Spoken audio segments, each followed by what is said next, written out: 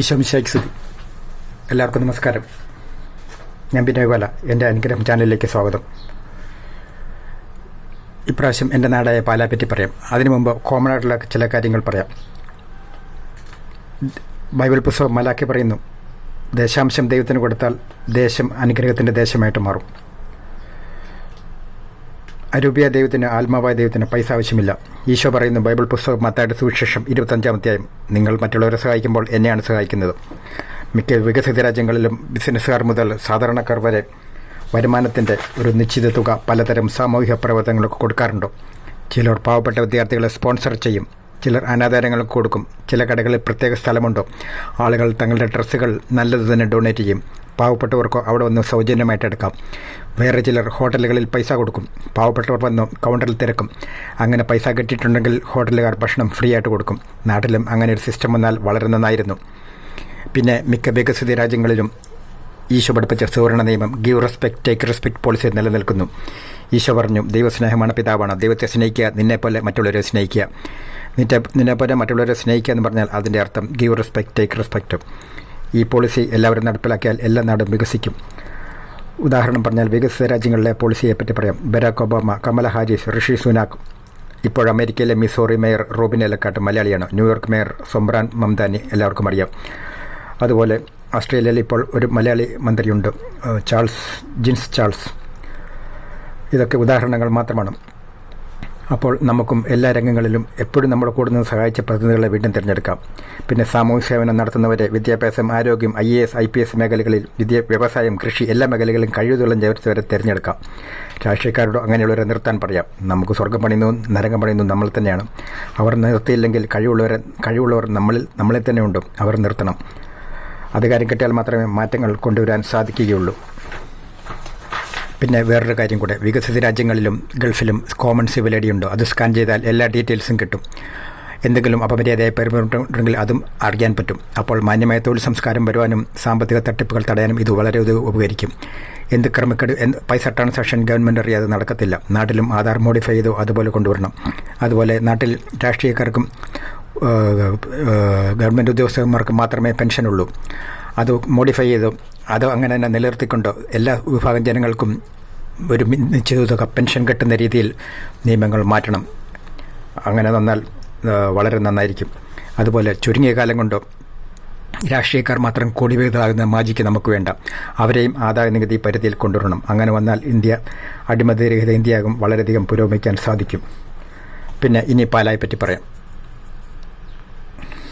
എല്ലാ സമൂഹത്തിലും എല്ലാ ദേശങ്ങളിലും മഹാന്മാരുണ്ടോ, മഹത്തായ ചരിത്രമുണ്ടോ, അവർ അത് പഠിപ്പിച്ചിട്ട് ആ നാട്ടുകാർക്ക് പ്രചോദനമാകട്ടെ. അവർക്ക് പൂർത്തിയാക്കാൻ പറ്റാത്ത സ്വപ്നങ്ങൾ അവർ നമുക്ക് തന്നെ പൂർത്തിയാക്കാൻ ശ്രമിക്കാം.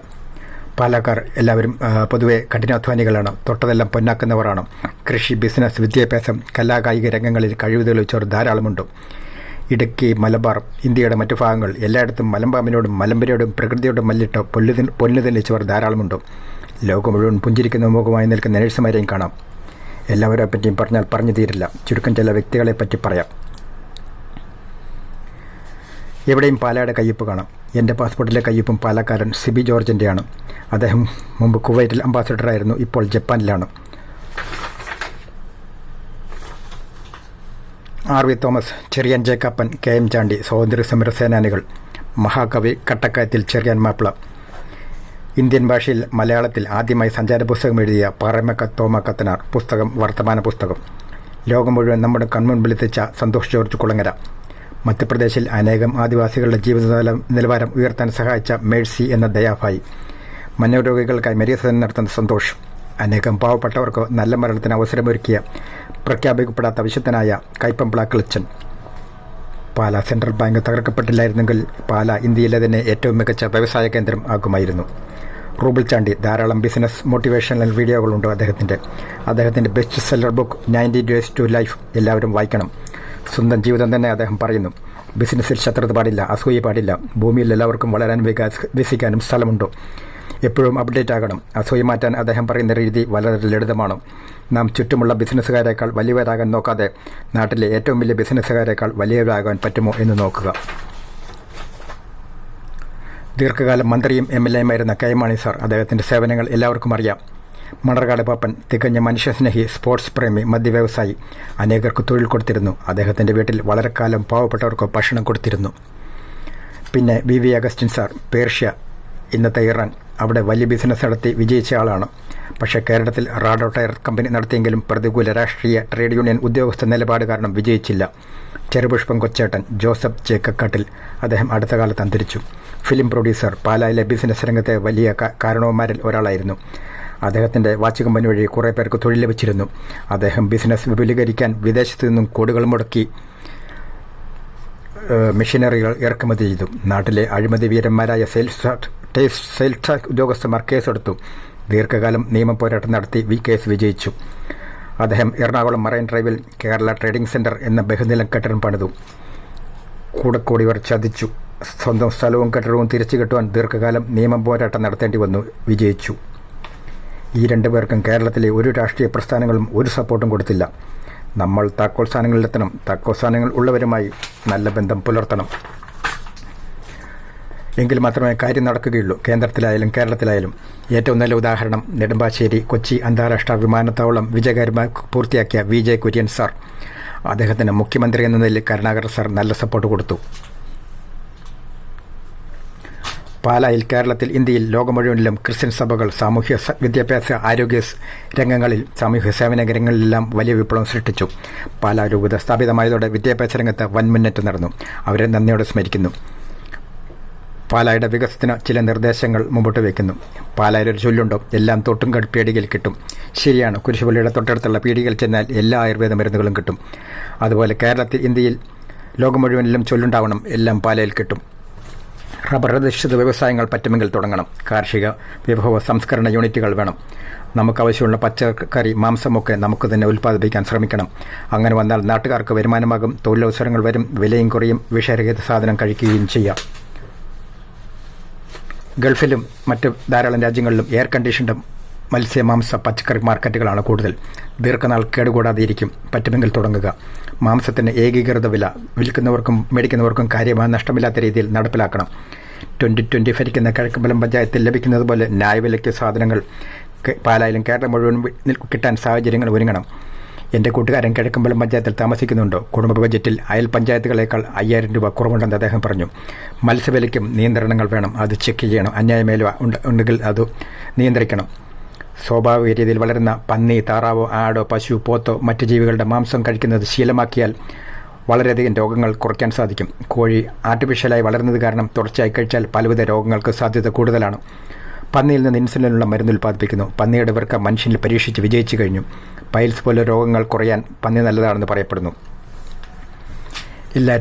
എല്ലാ സാധനങ്ങൾക്കും പാലായിൽ സമീപ പ്രദേശത്തെ അപേക്ഷിച്ച് വില കൂടുതലാണ്. കടകളിൽ വിലപേശൽ കാണാറില്ല. ഇത് മാറണം. കുറഞ്ഞ വാടകയ്ക്ക് ഡെപ്പോസിറ്റിന് കെട്ടിടങ്ങൾ നൽകാൻ നാട്ടുകാരും നഗരസഭയും കത്തോലിക്ക സഭയും തയ്യാറാകണം.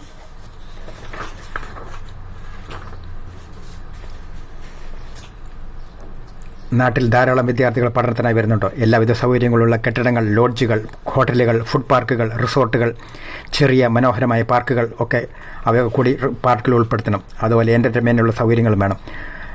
സാധിക്കുമെങ്കിൽ 1-2 സ്റ്റേഡിയം കൂടി വേണം. വണ്ടി പാർക്കിങ്ങിനുള്ള സൗകര്യങ്ങൾ വേണം. ട്രാഫിക് പരിഹരിക്കാൻ സംവിധാനങ്ങൾ വേണം. ട്രാഫിക് സിഗ്നലുകൾ ഓട്ടോമാറ്റിക് ആക്കണം. പാലായിൽ ഇപ്പോഴും മിക്ക സ്ഥലങ്ങളിലും വഴിവിളക്ക് കത്തണമെങ്കിൽ ഫ്യൂസ് ആളുകൾ പോയി കുത്തണം. ഇത് അപകടം വിളിച്ചു വരുത്തുന്നതാണ്.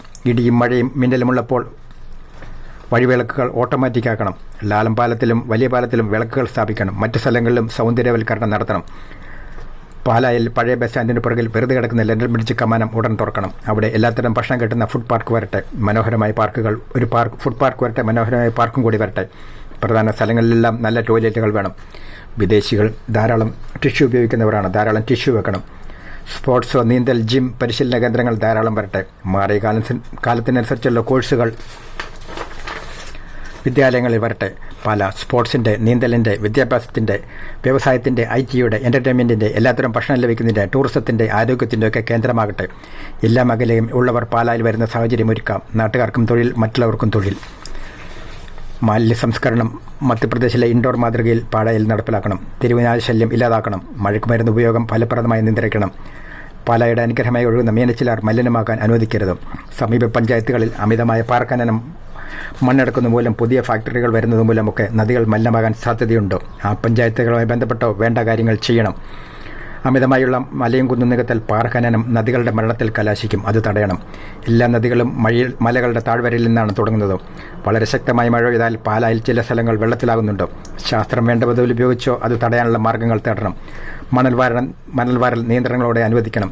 മണൽ നിറഞ്ഞു കിടന്നാൽ വെള്ളം താഴാതെ വീട്ടിലും പറമ്പിലും റോഡിലും ഒഴുകും. മാത്രമല്ല, പാറപ്പൊടി മൂലം ചോർന്നൊലിക്കുന്ന വീട്ടിലെല്ലാം ശുദ്ധമായ മണൽ ഉപയോഗിച്ച്